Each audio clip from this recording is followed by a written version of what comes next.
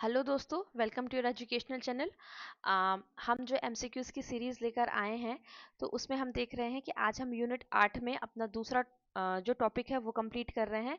चलिए ठीक है, हम ज़्यादा टाइम वेस्ट इंट्रोडक्शन में नहीं करेंगे। हम आपको दिखाते हैं प्रीवियस ईयर में आपका जो प्रश्न क्या आया था और उसके अनुसार हम यहाँ पर अपना एक प्रारूप देख लेते हैं। चूँकि हमने पिछली बार आपको नहीं बताया था, पिछली बार जब हमने भारतीय काव्य शास्त्र कर रहे थे, शुरू कर रहे थे, तब मैंने आपको वहाँ पर नहीं बताया था। चलिए अब मैं यहाँ पर आपको बता देती हूँ कि आपका जो प्रश्न है वो क्या आया था उनसे, मतलब प्रीवियस ईयर एग्जाम्स में क्या पूछा गया था। उससे आपको एक ओवरव्यू मिल जाएगा कि आपको कैसे प्रश्न बनते हैं। तो पहला आपका जो प्रश्न आया वो आया आपका कि आपसे पूछा गया था कि जो आपके यहाँ पर जो आपका अलंकार से संबंधित प्रश्न पूछा गया था, इसको हम यूनिट 8 के ही अंतर्गत रखते हैं। ठीक है, इसको हम यूनिट 8 के अंतर्गत रखेंगे। फिर किस रीति में, जब हम रीति संप्रदाय पढ़ेंगे ना, तो ये सारी चीजें हमको वहां पर समझ आएंगी। तो किस रीति में सुकुमारता और मधुरता का अभाव होता है, ये आपसे पूछा गया था। मतलब रीति के बारे में यहाँ से आपसे पूछा गया था। फिर आगे हम देखते हैं कि काव्यम सद दृष्टा दृष्टार्थ प्रीति कीर्ति हेतुत्वात्, ये प्रयोजन, काव्य प्रयोजन से संबंधित जो उक्ति थी वो किस किस कवि की थी, वो यहाँ पर आप किस कवि की, सॉरी, किस आचार्य की थी, वो यहाँ पर आपसे पूछा गया था। हमने इन प्रश्नों को बहुत कोशिश की थी कि हम इन प्रश्नों को दोबारा से शामिल ना करें, क्योंकि देखिए, जो एक बार प्रश्न पूछ चुका है, वो दोबारा आपसे नहीं पूछा जाएगा, है ना। ये तो क्लियर है कि जो आपसे एक बार पूछा जा चुका है वो आपसे नहीं पूछा जाएगा। और ये प्रश्न आपसे पूछा गया था, वामन के विषय में पूछा गया था। ठीक है, अब आगे हम देखते हैं कि यूनिट 9 और 10 वो हमने कंप्लीट करवा दी थी। अगर हम अभी दो प्रश्न हमने देखे यूनिट 8 से संबंधित, इसी तरह से आपके करीब करीब एक यूनिट से आपके करीब करीब 10 से ज़्यादा प्रश्न हर यूनिट से बने थे आपको। हम जैसे जैसे आपको क्वेश्चन करवाते जा रहे हैं एमसीक्यू, या हम क्लास शुरू करते हैं, तो आपको एक बार हम प्रीवियस ईयर के जो प्रश्न है वो हम आपको वहां दिखाते जाते हैं। एक प्रश्न आपसे बना था, शब्दार्थों सहितो वक्र कवि व्यापार शालिनी, ये हमने जो पहले अभी एमसीक्यूज किए थे उसमें हमने इनको शामिल किया था। ठीक है, इसमें पूछा गया था आपसे कि ये जो व्यापार शालिनी वाली है, अगर आप वहाँ यहाँ पर वक्र देखते हैं तो आपको ऐसा लगेगा कि यहाँ पर ये किसके बारे में बात हो रही है। यहाँ पर बात हो रही है आपकी कुंतक के बारे में कुंतक के बारे में बात हो रही है। कुंतक को क्या हम क्या मानते हैं? कुंतक को हम मानते हैं कि जो अ, वक्रोक्ति वक्रोक्ति की जब हम बात करते हैं तो हमें कुंतक का नाम याद आता है। तो यहाँ पर अगर वक्रोक्ति से संबंधित कोई भी चीजें आती हैं तो वक्रोक्ति में कुंतक का ही नाम यहाँ पर होता है। तो इसका उत्तर जो था वो कुंतक से था। आगे हम देखते हैं कि यहाँ पर हमसे क्या पूछा था, काव्य गुण पूछा गया था। ठीक है, काव्य गुण जैसे ओज, प्रसाद, माधुर्य, ये वाले गुण पूछे गए थे। पाश्चात्य काव्य शास्त्र से आपका लोन्जाइनस पूछा गया था, और महाकाव्य भी दिया गया था। आपके इसी टॉपिक में महाकाव्य दिया गया था, तो वो भी आपसे पूछा गया था। ये पूरा पेपर ही है आपका, जो पेपर पिछली बार आपको आया हुआ था। ठीक है, और इसमें हम देखते हैं कि इसके इनके अलावा भी जो प्रश्न है वो आपसे थोड़ा सा अलग तरीके से भी पूछा गया था। जिसमें एक आप देखेंगे रीति काल में अलंकृत काल के संबंध में ऑर्नामेंट और ऑर्नामेंटल टाइप का क्वेश्चन पूछा गया था। अब ये अगर आप पूछें तो ये आप बता नहीं पाएंगे कि ये किस संबंध में इंग्लिश में पूछ लिया गया था। एक आपसे यूनिट पाश्चात्य काव्य शास्त्र के अंतर्गत ये प्रश्न पूछा गया था, जो किसके बारे में था, निर्व्यक्तिक, यानी कि निर्व्यक्तिकता का जो सिद्धांत है, जिस रचनाकार यानी कि इलियट ने जो दिया था निर्व्यक्तिक, उनसे ये जो प्रश्न है वो यहाँ पर पूछा गया था। ठीक है, अब हम देखते हैं आगे भी आपसे पूछा गया था किसके बारे में, पाश्चात्य काव्य शास्त्र से अरस्तु की काव्य संबंधी कृति पूछी गई थी। ठीक है, अरस्तु की काव्य संबंधी कृति पूछी गई थी। विशिष्ट पद रचना रीति, ये सूत्र किसका है, ये आपसे पूछा गया था। औचित्य सिद्धांत से ये चीजें पूछी गई थी। हम कोशिश करेंगे कि जो चीज प्रीवियस से पूछ चुकी है हम उनको शामिल ना करें, पर उनके बारे में जरूर पढ़ें। भरत मुनि के अनुसार विभत्स का स्थायी भाव क्या है, ये पढ़ा था, ये पूछा गया था। ठीक है, इसके इसके साथ ही एक क्वेश्चन और था जो पूछा गया था, वो शायद अभी यहाँ पर नहीं मिल रहा है। ठीक है, तो ऐसे करके हमने देखा करीब करीब 10 जो प्रश्न थे वो आपके उसमें पूछे गए थे। आज जो हम करने वाले हैं अलंकार सिद्धांत और रीति सिद्धांत, ध्वनि सिद्धांत, वक्रोक्ति और औचित्य, काव्य के गुण और दोष। काव्य के गुण और दोष तो हमने ऊपर पिछली वाले जो वीडियो थे उसमें देख लिए थे। अब हम यहाँ पर देखते हैं अलंकार से संबंधित। अलंकार से संबंधित, तो अलंकार का सामान्य अर्थ क्या होता है, ये हमने देखा, अलंकृत करने वाला साधन। भरत मुनि ने अपने नाट्य शास्त्र में कितने अलंकारों का वर्णन किया है। अब देखिए, अभी तो हमने भरत मुनि को किसके अंतर्गत पढ़ा था, हमने उनको पढ़ा था रस के अंतर्गत, लेकिन उन्होंने जो उनका नाट्य शास्त्र था उसमें उन्होंने रस के बारे में बताया था, और उसके साथ साथ ही उन्होंने अलंकार का भी उल्लेख किया था, जिसमें से उन्होंने 4 जो अलंकार है उनके नाम का उल्लेख किया था। तो उसको आप ना एक शॉर्टकट बना के आप उसको याद कर लीजिए। ठीक है, उनके नाम थे उपमा अलंकार, रूपक अलंकार, दीपक अलंकार और यमक अलंकार। ठीक है, तो या तो आप इसको उर्दू वाय को ऐसे उर्दू से ऐसे करके याद कर, या अरडी ऐसे कुछ करके ये आप इनको याद कर सकते हो। ठीक है, अब आगे हम देखते हैं, ये आपको याद करना जरूरी है, आप इसको जरूर याद करके जाइएगा कि हो सकता है आपसे पूछा जा सके। ये 4 नाम मैंने बता दिए थे ना, उपमा, रूपक, दीपक और यमक। अब भरत मुनि द्वारा उल्लिखित ये अलंकार पूछ लिया, यहाँ पर मैंने आपको बता दिया। अलंकार संप्रदाय के प्रवर्तक कौन माने जाते हैं, तो भामा माने जाते हैं।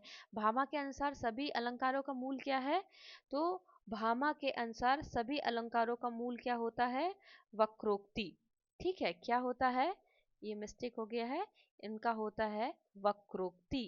ठीक है, वक्रोक्ति। भामा का जो कथन है ना, भामा का जो कथन है वो है कि न कांतमपि निर्भूषम विभाति वनिता मुखम। ठीक है, निर्भूषम, ठीक है, निर्भूषम विभाति विभाति वनिता मुखम। ठीक है, वनिता मुखम। इसका अर्थ क्या है, तो इसका अर्थ क्या होता है कि सुंदर नारी का मुख भी आभूषणों के बिना शोभा नहीं देता है। आचार्य वामन ने अलंकार को किस संदर्भ में प्रयुक्त किया है, तो आचार्य जो वामन थे उन्होंने अलंकार को गुण के रूप में प्रस्तुत किया। काव्य शोभाशः कर्तारो धर्म गुण, इस प्रकार उन्होंने गुण से शोभित किया है। वामन के अनुसार काव्य में प्राथमिक स्थान किसका है, तो गुण का है। ठीक है, वामन के अनुसार अलंकार में कितनी परिभाषाएं दी हैं उन्होंने, तो 2 परिभाषाएं दी हैं। ठीक है, एक तो दिया है अलंकृति अलंकारः, जो अलंकृत करे वह अलंकार है, और दूसरी दी है सौंदर्यम अलंकार, यानी सौंदर्य ही अलंकार है। ये 2 दी है उन्होंने। फिर आगे देखते हैं, ये मैंने जो बताया उसका मतलब क्या है, सौंदर्य ही अलंकार है। फिर आनंदवर्धन के अनुसार अलंकार किससे अलंकृत करते हैं, तो आनंदवर्धन के अनुसार जो रस है ना, रस, तो अलंकार रस को अलंकृत करते हैं। ठीक है, आगे हम देखते हैं कि कुंतक के अनुसार अलंकार क्या है, तो शब्दार्थ। ठीक है, मम्मट ने अपने ग्रंथ काव्य प्रकाश में, इससे 2 प्रश्न आपके हो जाते हैं। एक तो मम्मट की रचना क्या है, काव्य प्रकाश। ठीक है, ये हो जाता है। अब कितने अलंकारों का उल्लेख किया है, ये नया प्रश्न है, ये बहुत इंपॉर्टेंट नहीं, लेकिन फिर भी आप देख लीजिएगा, 67 यानी कि 67। जगन्नाथ की रचना रसगंगाधर, एक प्रश्न ये बन गया कि उनकी रचना रसगंगाधर है, कितने अलंकारों का उल्लेख किया गया, तो 161। अलंकारों का सर्वप्रथम वर्गीकरण किसने किया, तो अलंकारों का सर्वप्रथम वर्गीकरण किसने किया, आचार्य वामन ने किया। ठीक है, आगे हम देखते हैं, आगे हम देखते हैं कि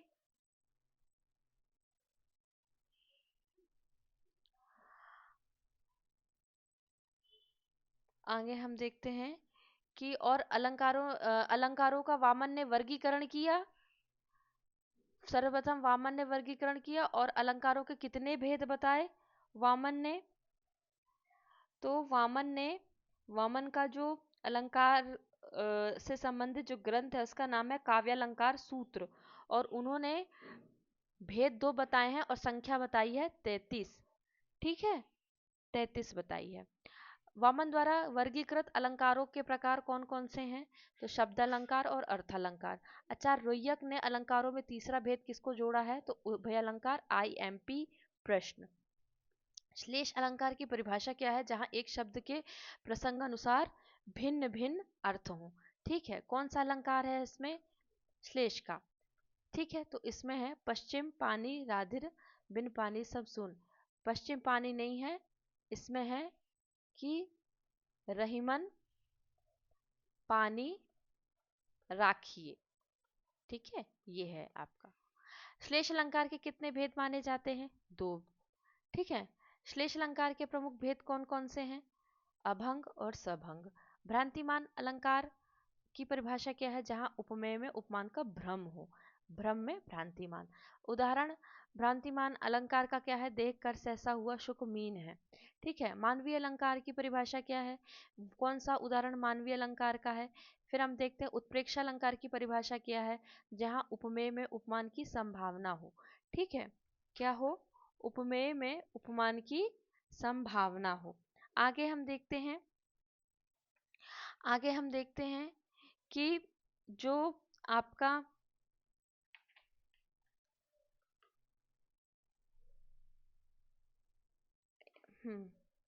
जो आपका उत्प्रेक्षा अलंकार है उसके कितने भेद हैं? उत्प्रेक्षा अलंकार के यहाँ पर 3 भेद दिए हैं। कौन सी? एक तो वस्तुत्प्रेक्षा, हेतुत्प्रेक्षा और फलोत्प्रेक्षा। फिर उत्प्रेक्षा अलंकार के भेद कौन कौन से, ये मैंने यहाँ पर बता दिया आपको। अब कौन सा उदाहरण वस्तुत्प्रेक्षा का है, ये इतना डिटेल में नहीं आएगा। ठीक है, आगे हम देखते हैं कि उत्प्रेक्षा वाचक शब्दों में कौन से शामिल है। जो उत्प्रेक्षा अलंकार जिसे हम पहचानते हैं कि ये उत्प्रेक्षा अलंकार है, तो इसमें कैसे हम जानते हैं कि जिसमें अनु, मानो, मनु, मनहु आदि शब्दों का प्रयोग किया जाता है। जैसे मनु, मानो, ज्यों, इनमें प्रयोग किया जाता है, ये उत्प्रेक्षा वाचक शब्द। विरोधाभास अलंकार की परिभाषा क्या है? जहाँ विरोध का आभास हो पर सामान्य बुद्धि से वह स्वीकार्य हो। जैसे कि यहाँ पर दिया हुआ है, या अनुरागी चित्त की गति समझे नहीं कोई। ठीक है, आगे हम देखते हैं कि जो असंगति अलंकार है, इसमें बहुत सारे अलंकार हैं और जो मेन अलंकार है ना, वो हमको यहाँ पर देखने पड़ेंगे, क्योंकि प्रश्न पिछली बार आया था। ठीक है, मैंने आपको दिखाया कि पिछली बार आपको प्रश्न आया था, इसलिए आपको अलंकार की परिभाषा और उसके एक आध उदाहरण तो आपको देखने पड़ेंगे। असंगति अलंकार का उदाहरण यहाँ पर देखिए। असंगति उदाहरण जहां पर क्या है, कार्य और कारण अलग अलग पृथक पृथक स्थान पर वर्णित हो। ठीक है, वहां होता है असंगति अलंकार।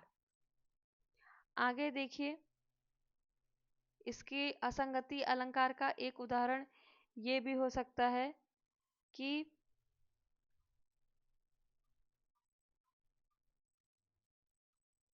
द्रग उर्झत टूटत कुटुंब जुरत चतुरचित प्रीति, है ना। ये भी इसका एक बहुत अच्छा उदाहरण है। द्रग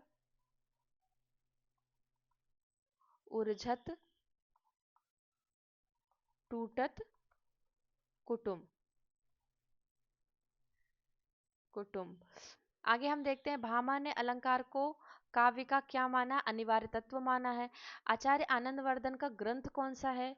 ठीक है, तो आचार्य आनंदवर्धन का ग्रंथ है ध्वन्यालोक। ठीक है, महावीर प्रसाद द्विवेदी ने अलंकार को क्या माना है? केवल वर्णन प्रणाली माना है। रुय्यक ने अलंकारों को कितने प्रकारों में विभाजित किया है? तो रुय्यक ने अलंकारों को 3 प्रकारों में विभाजित किया है। और रुय्यक का जो ग्रंथ है वो है अलंकार सर्वस्व। ठीक है, अलंकार सर्वस्व है रुय्यक का, और उन्होंने अपने इस ग्रंथ में 81 अलंकारों का वर्णन दिया है। ठीक है।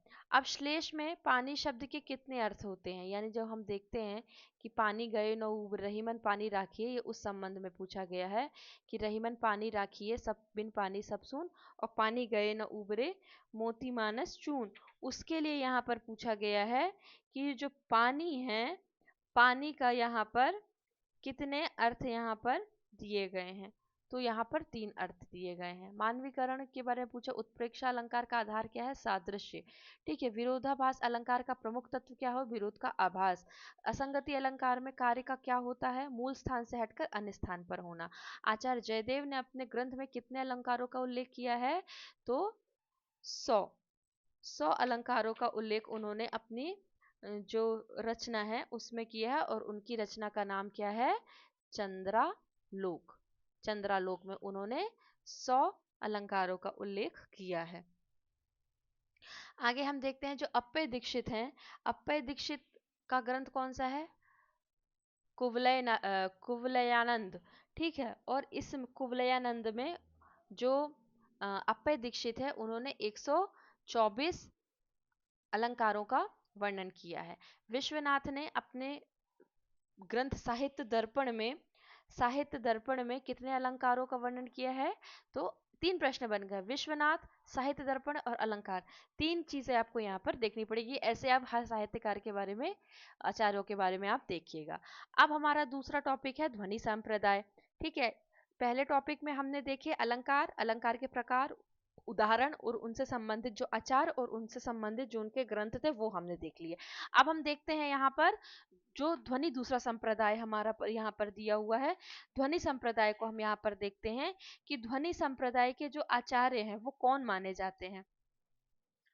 तो ध्वनि संप्रदाय के आचार में हम देखते हैं कि ध्वनि संप्रदाय का आचार आनंदवर्धन को माना जाता है, और इन्होंने ध्वनिरा आत्मा काव्यस्य का समर्थन करके बाद के जो आचार्य हैं जैसे अभिनवगुप्त, मम्मट, जगन्नाथ, इन सब ने इनका अनुसरण किया।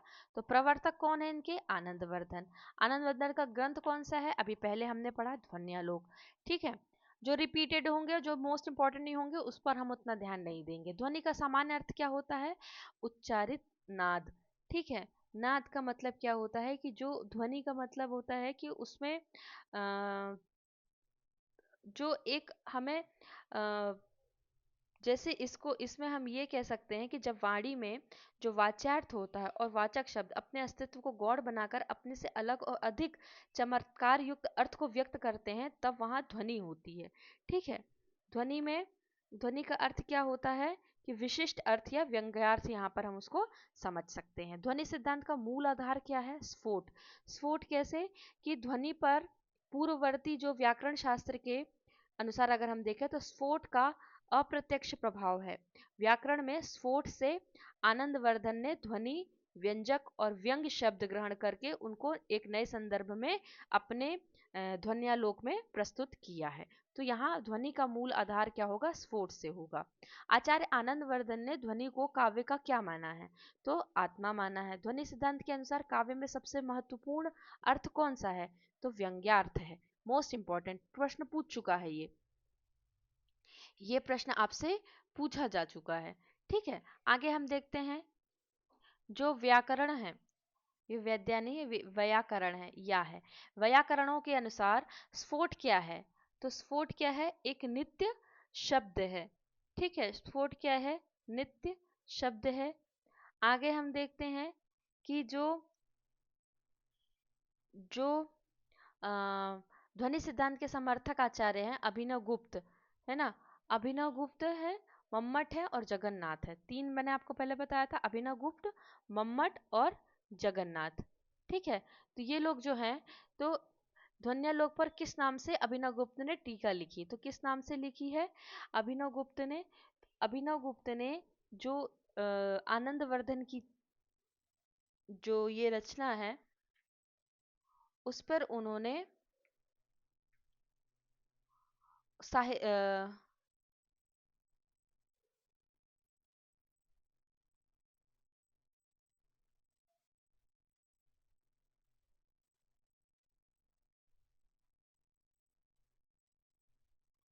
साहित्यालोचन। ठीक है। अभिनव गुप्त ने जो अभी इनकी जो रचना थी उसमें उन्होंने साहित्यालोचन नामक उन्होंने पुस्तक अभिनवगुप्त ने लिखी। ठीक है।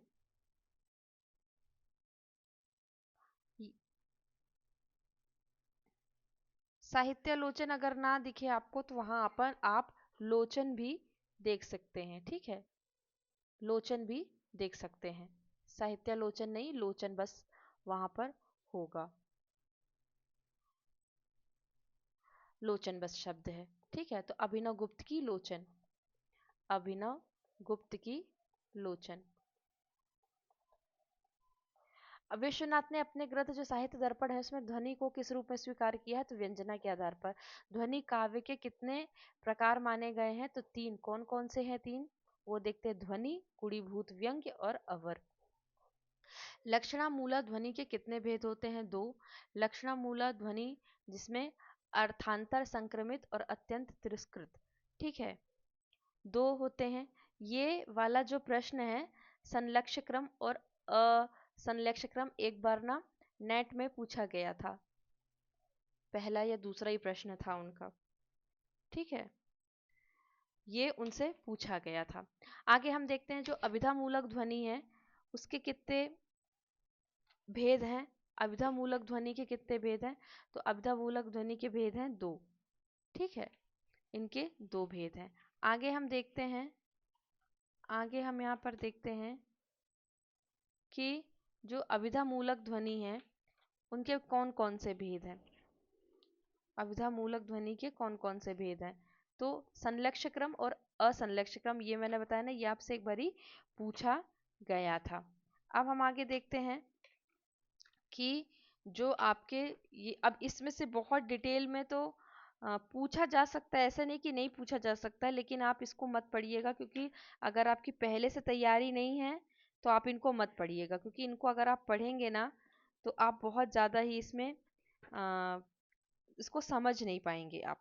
ठीक है, ध्वनि के दो भेद होते हैं वैसे तो, अगर हम वैसे देखें ध्वनि के ध्वनि संप्रदाय में, तो ध्वनि के दो भेद होते हैं। कौन कौन से? एक तो होता है अभिधामूला, एक होता है अभिधामूला, एक होता है लक्षणामूला। लक्षणामूला, अभिधामूला में, अभिधामूलों को बोलते हैं विवक्षिता वाच्य ध्वनि और लक्षणामूला को बोलते हैं विवक्षित वाच्य ध्वनि। फिर जो अभिधामूला है इसके दो भेद होते हैं, संलक्ष्य क्रम फिर असंलक्ष्य क्रम, और जो आपका लक्षणामूला होता है इसके भी भेद होते हैं। तो ऐसे करते करते जो भेद के भेद ऐसे करते करते होंगे, तो अगर आपको पढ़ना होगा तो आप ऐसे डायग्राम बना लीजिए कि ध्वनि, ध्वनि, ठीक है, ध्वनि के दो भेद कौन से हो गए? एक हो गया आपका अभिधा, अभिधा मूला, एक हो गया आपका लक्षणा मूला, एक फिर इसी में किसमें,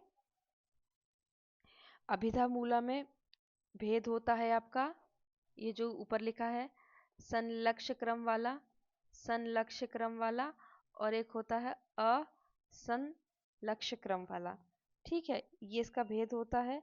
और लक्षणा मूला में दो होता है, एक अर्थांतर और एक अत्यंत तिरस्कृत वाच्य ध्वनि, इसमें भी दो भेद होते हैं। तो ये ऐसा आप एक डायग्राम बना लीजिएगा ताकि आपको याद हो जाए।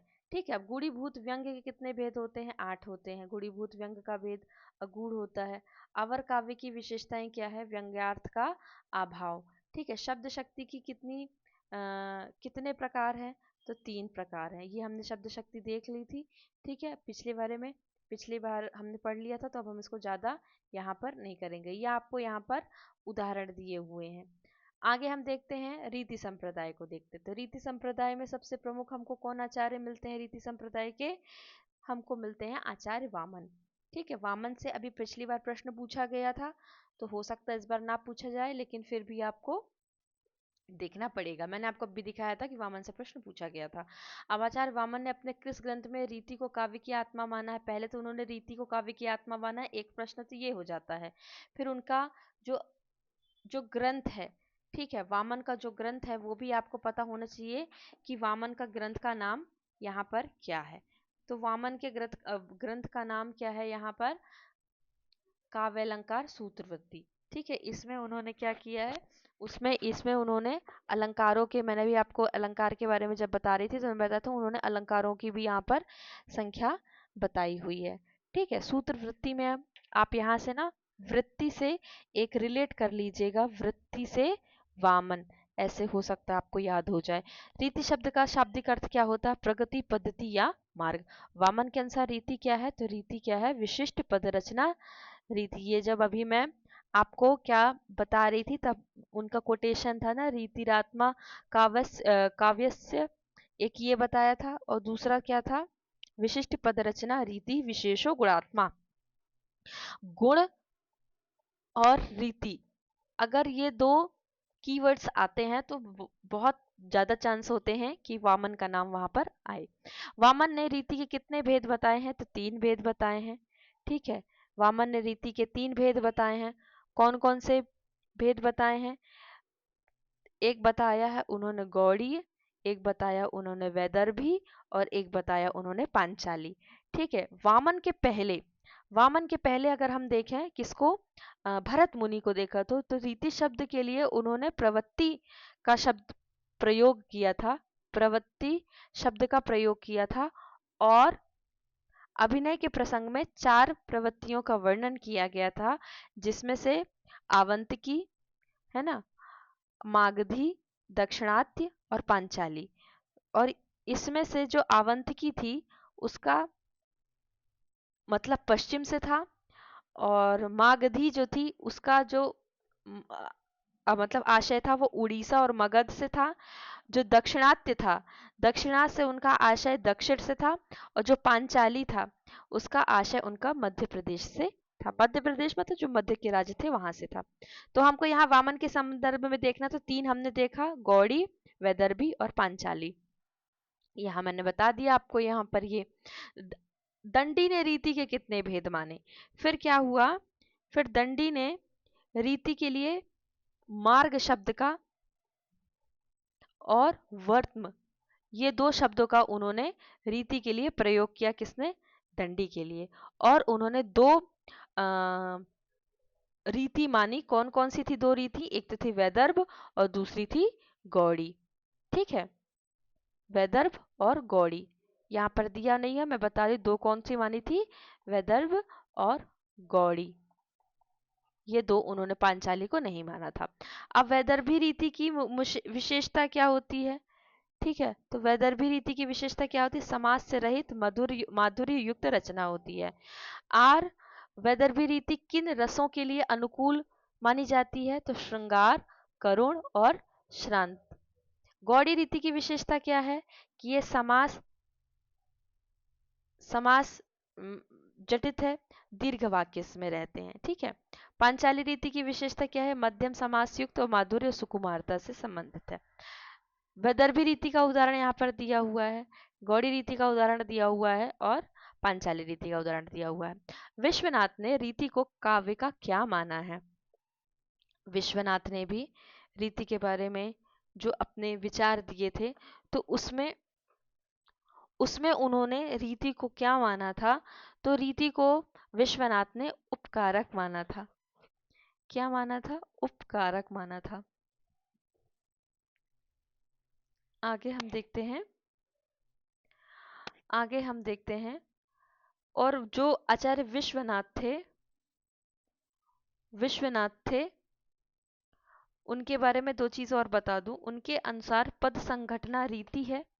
ठीक है, क्या है, पद संघटना रीति है, और रीति काव्य के शरीर के रूप में रहकर रस का उपकार करती है, इसलिए यहाँ पर उपकारक शब्द का प्रयोग किया गया है।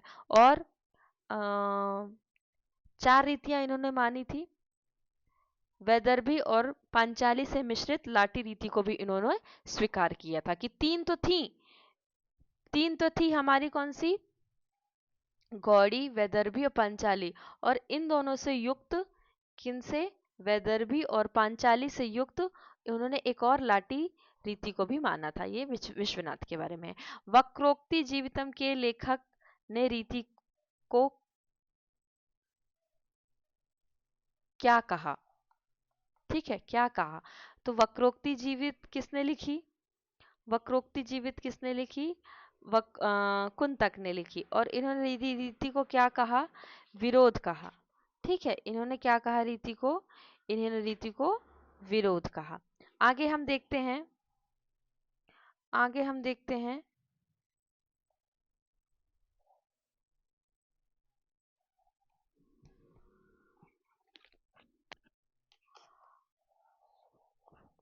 एक मिनट। वक्रोक्ति जीवित के लेखक कौन है? आचार्य कुंतक। अभी कुंतक के बारे में बात हुई है तो एक दो चीज कुंतक के बारे में भी हम बता देंगे अभी यहाँ पर आपको। हाँ, तो जो कुंतक थे, कुंतक ने रीति को, रीति के लिए मार्ग, जैसे वामन ने मार्ग बोला वैसे इन्होंने भी रीति के लिए मार्ग शब्द का प्रयोग किया।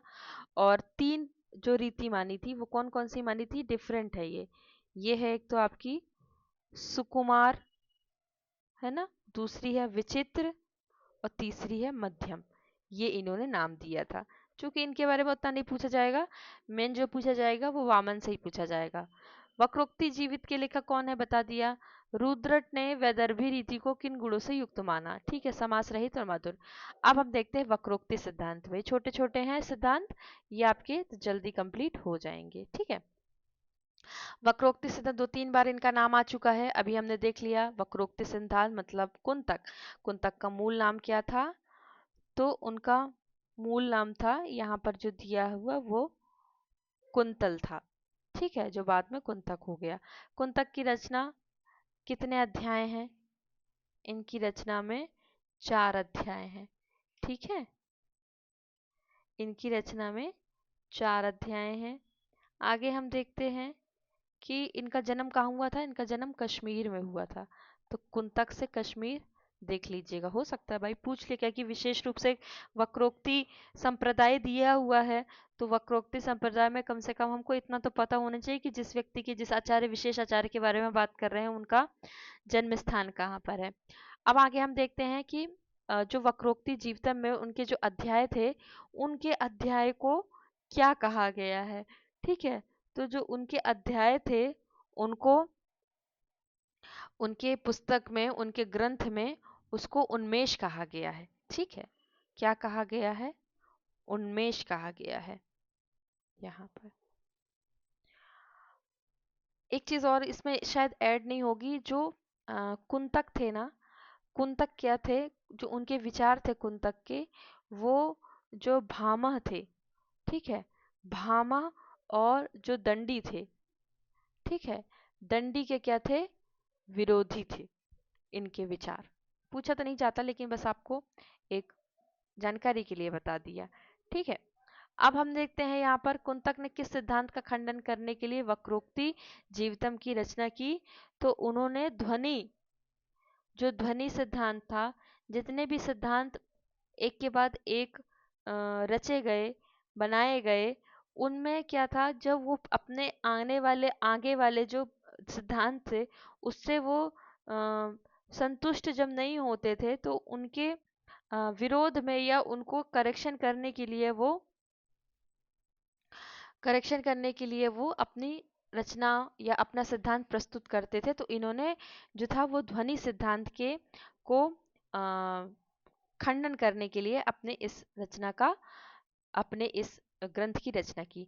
कुंतक ने काव्य के कितने प्रयोजन माने हैं? 3 प्रयोजन माने हैं। ठीक है, उन्होंने 3 प्रयोजन माने हैं काव्य के। आगे हम देखते हैं कि कुंतक के अनुसार काव्य का एक प्रयोजन क्या है? जो चतुर्वर्ग फल प्राप्ति। ठीक है, क्या है? चतुर्वर्ग फल प्राप्ति। आगे हम देखते हैं कि और उसके अलावा व्यवहार ज्ञान और परमालाद, ये भी उनकी में एक है, पर उसमें से एक चतुर्वर्ग फल प्राप्ति इंपॉर्टेंट है। वक्रोक्ति शब्द का शाब्दिक अर्थ क्या होता है? कि वैचित्र्यपूर्ण कथन। वक्रोक्ति शब्द का प्रयोग सबसे पहले किसने किया था? तो भामा ने। ये सब जानते नहीं है, वक्रोक्ति आया फटाक से कुंतक लगा दिया, ऐसा नहीं होता। पहले भामा ने इसका उल्लेख किया था। भामा ने अपनी रचना काव्य अलंकार में कितने अध्यायों को शामिल किया है? तो 6। भामा ने वक्रोक्ति को क्या माना है? समस्त अलंकारों का आधार माना है। ठीक है। और भामा के अनुसार वक्रोक्ति की परिभाषा में क्या शामिल है? तो भामा के अनुसार वक्रोक्ति के परिभाषा में है शब्द और अर्थ की लोकोत्तर स्थिति। ठीक है। आगे हम देखते हैं कि आगे हम देखते हैं कि दंडी की रचना काव्यादर्श में कितने परिच्छेद हैं, यानी कि कितना में डिवाइड हुआ है? तो 4। दंडी के अनुसार वक्रोक्ति में और चमक किसके कारण आती है? तो आती है श्लेष अलंकार के द्वारा। वामन ने वक्रोक्ति को किसके अंतर्गत माना है? तो अर्थ अलंकार यानी कि उपमा अलंकार के अंतर्गत माना है। वामन की रचना सूत्रवृत्ति में कितने सूत्र हैं? 319। ठीक है। रुद्रट ने वक्रोक्ति को किस प्रकार का अलंकार माना? शब्द अलंकार। रुद्रट ने वक्रोक्ति के कितने भेद बताए हैं? तो 2 भेद बताए हैं रुद्रट ने। कितने भेद बताए हैं रुद्रट ने? 2 भेद बताए हैं। और रुद्रट ने वक्रोक्ति को एक शब्द अलंकार माना है, ये हमने आपको बता दिया। और जो 2 भेद बताए हैं रुद्रट ने, उसमें एक है काकु वक्रोक्ति, ठीक है, और दूसरा है श्लेष। ये 2 रुद्रट ने बताए हैं। काकु वक्रोक्ति और शेष वक्रोक्ति ये मैंने अभी आपको बता दिया। आनंदवर्धन ने वक्रोक्ति को क्या कहा है? तो वाच्य कहा है। आनंदवर्धन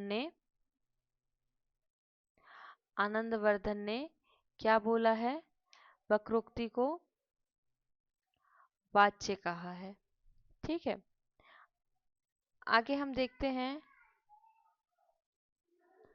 आनंदवर्धन की रचना जो ध्वन्यालोक है उसमें कितने अध्याय हैं? 4 अध्याय। कुंतक ने वक्रोक्ति को काव्य का क्या माना है? जीवन माना है। कुंतक के अनुसार वक्रोक्ति की परिभाषा में कौन सा शब्द महत्वपूर्ण है? वैदग्ध्य। हमको कुंतक के अनुसार से देखना है। कुंतक के अनुसार वक्रोक्ति के कितने भेद हैं? 6 भेद हैं। ठीक है। कुंतक ने जो वक्रोक्ति है उनके 6 भेद यहाँ पर बताए हैं।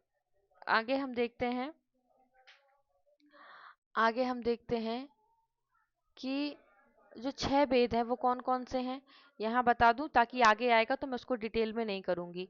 उनके अनुसार पहले होता है वर्ण विन्यास वक्रता, फिर होता है पद पूर्वार्ध वक्रता, फिर होता है पद परार्ध वक्रता, वाक्य वक्रता, प्रकरण वक्रता और प्रबंध। ये आप देख लीजिएगा क्योंकि ये कुंतक से संबंधित है और उन्होंने ही भेद दिए हैं, तो ये एक बार नेट में आपसे पूछा गया था। ठीक है। तो इसको एक बार ये आप देख लीजिएगा। वर्ण विन्यास ये फिर यहाँ पर उदाहरण दिया है जो मैंने भी आपको बताया, ये सब यहाँ पर दिया हुआ है। हाँ। आगे हम देखते हैं कि रामचंद्र शुक्ल ने क्रोचे के अभिव्यंजनावाद को क्या कहा है? तो वक्रोक्ति का विलायती उत्थान कहा है। ठीक है। ये आ चुका है, ये भी प्रश्न आ चुका है, ये प्रश्न आपसे पूछे जा चुके हैं। ठीक है। अब हम यहाँ पर देखते हैं, यहाँ एक प्रश्न छूट गया था आपका। हाँ, कि सुमित्रानंद पंत ने किसकी भूमिका को वक्रोक्ति का घोषणा पत्र कहा है? तो पल्लव को, मैनिफेस्टो। ठीक है। अब हम देखते हैं औचित्य सिद्धांत से। औचित्य सिद्धांत का जैसे नाम हमारे सामने आता है तो हमें आचार्य याद आते हैं क्षेमेंद्र। ठीक है। क्षेमेंद्र का औचित्य सिद्धांत। ठीक है। तो ये समय कब था? इनका समय हमको देखना पड़ेगा। क्षेमेंद्र का समय कब था? तो इनका समय था 11वीं शताब्दी के आसपास। ठीक है। 11वीं शताब्दी के आसपास इनका समय था। और हम देखते हैं कि क्षेमेंद्र की प्रमुख जो रचना है वो क्या है? तो इनकी जो रचना है उसका नाम है औचित्य विचार चर्चा। ठीक है। और इसके अलावा उनकी 2 और रचनाएं हैं। चूंकि हम क्षेमेंद्र के बारे में बात कर रहे हैं और उनका एक संप्रदाय हमारे सिलेबस में दिया हुआ है, तो कम से कम हमको हमको उनकी रचनाओं के बारे में जानकारी होना ज़रूरी है। तो जो उनकी रचनाएं हैं, तो उसमें एक है सुवृत्ति तिलक। ठीक है, सुवृत्ति तिलक भी है उनकी रचना का नाम। और उसके अलावा उनकी जो एक और रचना है उसका नाम है कवि कंठाभरण। ठीक है, तो एक हो गई आपकी औचित्य विचार चर्चा, एक हो गई कवि कंठाभरण। सुवृत्ति तिलक एक बार पेपर में पूछा गया था, हो सकता है आपसे पूछा जाए फिर से। सुवृत्त नहीं, सुव्रत है, सुव्रत तिलक है उनकी रचना। ठीक है, और एक और है दशावतार चरित्र। ये चार रचना उनकी, दशावतार चरित्र, ये चार रचनाएं क्षेमेंद्र की हैं। क्षेमेंद्र किस आचार्य के शिष्य थे? तो अभिनव गुप्त के। औचित्य को काव्य का क्या मानते थे? आत्मा। क्षेमेंद्र के अनुसार औचित्य का अर्थ क्या है? काव्य में सभी अंगों का उचित प्रयोग। भरत मुनि के अनुसार औचित्य का आधार क्या है? लोक की रुचि और प्रवृत्ति। भरत मुनि के अनुसार नाट्य का जन्म किससे हुआ है? तो लोक स्वभाव से हुआ है। भरत मुनि ने पात्र के लिए क्या उचित माना है? तो वह के अनुरूप वेश और गति। ठीक है, आगे हम देखते हैं कि क्षेमेंद्र ने औचित्य को किसके मूल आधार के रूप में देखा है? तो किसके मूल के आधार के रूप में देखा है? रस के। ठीक है, रस के मूल आधार के रूप में उन्होंने देखा है। आगे हम देखते हैं, आगे हम यहाँ पर देखते हैं कि जो आपका औचित्य के कितने भेद का उल्लेख क्षेमेंद्र ने किया है। ठीक है, कितने भेद हैं उनका उल्लेख किया है? तो 27। ये आपको याद रखना पड़ेगा और इनके नाम भी हो सके तो आप देख लीजिएगा, क्योंकि देखिए क्षेमेंद्र के एक पूरे सिद्धांत हमारे सिलेबस में दिया है। 27 भेद में आ जाते हैं आपके पद, वाक्य, प्रबंधार्थ, गुण, अलंकार, रस, क्रिया, कारक, लिंग, वचन, विशेषण, उपसर्ग, निपात, काल, देश, कुल, व्रत, सत्व, तत्व, स्वभाव, अभिप्राय, अवस्था, सार संग्रह, प्रतिभा, नाम, आशीर्वचन और विचार। ये 27 आपके भेद आ जाते हैं। इनमें से पूछ लेगा इनमें से कौन सा नहीं है ना? तो पता 27 तो पता होने चाहिए हमें। क्षेमेंद्र द्वारा उल्लेखित औचित्य के भेदों में शामिल नहीं है, मैंने अभी आपको ये बताया ना। तो क्या शामिल नहीं है? श्लेष शामिल नहीं है। ठीक है, भामा के अनुसार रस की सृष्टि किससे होती है? लोक स्वभाव की अनुकूलता से। काव्य में औचित्य शब्द का सबसे पहला प्रयोग किसने किया था? तो यशोवर्मन ने किया था। ठीक है, किसने किया था? यशोवर्मन ने किया था। सबसे जिसमें हमने देखते हैं किसमें, वक्रोक्ति में हम किसको देखते हैं? भामा को देखते हैं। वैसे ही औचित्य का प्रयोग हम यहाँ यशोवर्मन को देखते हैं। औचित्य के कितने प्रकार बताए हैं? तो 6 प्रकार बताए हैं। किसने? क्षेमेंद्र ने। ठीक है, नहीं सॉरी, आनंदवर्धन ने औचित्य के 6 प्रकार बताए हैं। रसौचित्य, घटनौचित्य, अलंकारोचित्य, प्रबंधौचित्य, गुणौचित्य और रीतित्योचित्य। ये 6 औचित्य के प्रकार बताए हैं आनंदवर्धन ने। आनंदवर्धन के अनुसार औचित्य के प्रकारों में क्या शामिल नहीं है? तो मैंने अभी बताया ना, तो इसमें क्या नहीं है? वक्रोचित्य। ठीक है, क्या नहीं है? वक्रोचित्य नहीं है। आनंदवर्धन ने औचित्य की तुलना में किसे अधिक महत्व दिया है? तो ध्वनि को दिया है।